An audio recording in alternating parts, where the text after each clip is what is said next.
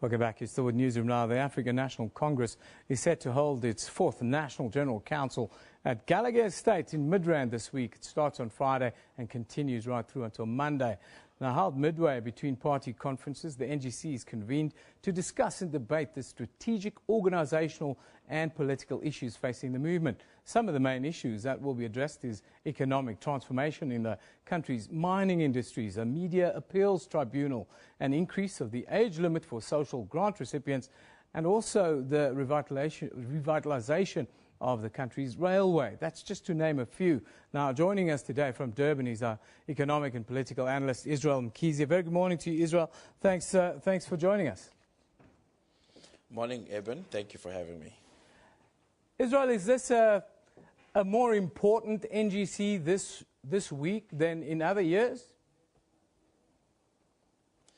Well, I think if we could reflect from one important book, which is called Liberation Parties in Power, State and Party, that kind of thinking casts such an event as a very big and monumental event, because the party which is sitting to have an NGC is also the leader of the state.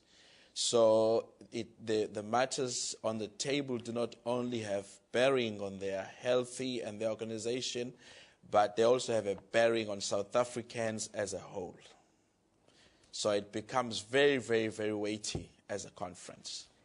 The ANC likes to refer to the NGC as the big political school of the party. Does it still hold that position in your view?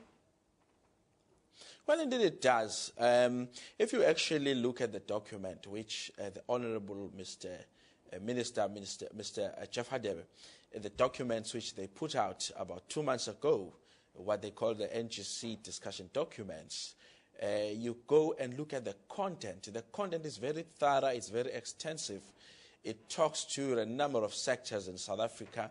It looks at a very, very critical moments of transition economically, in health, in agriculture, on land issues, on what the ruling party has termed as the acceleration into economic transformation.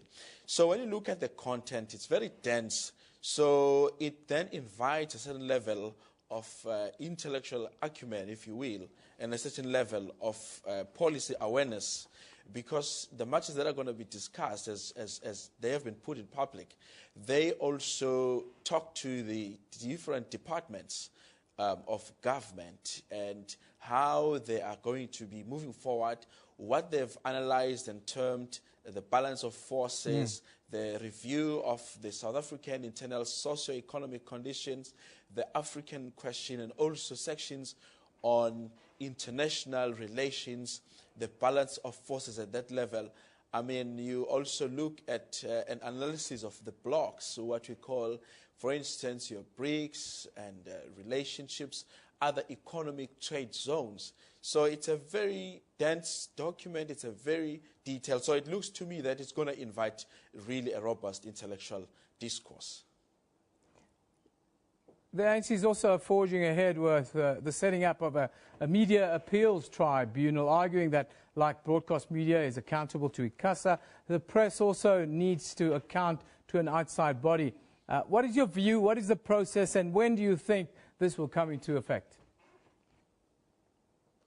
Well, it's still an ongoing debate. As we saw that last week, the Honourable South African Communist Party sat down to also hold its view.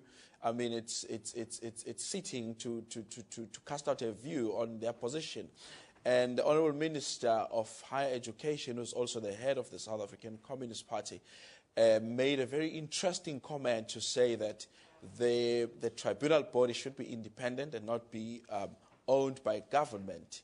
However, you'd obviously have people from SANEF who would argue that since the call has come from the government, they may actually have a very strong hand on how and who sits on that structure and how the content is evaluated.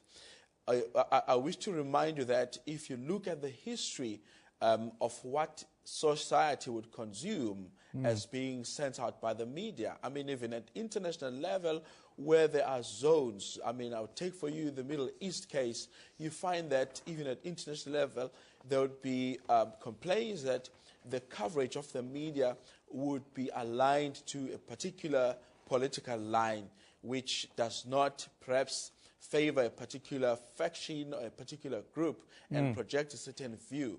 So I think that the discourse around the question of media transformation is on that. But again, as I'm quoting the Honorable Minister of Education, who said that body must be independent, it remains to be seen how it will be structured.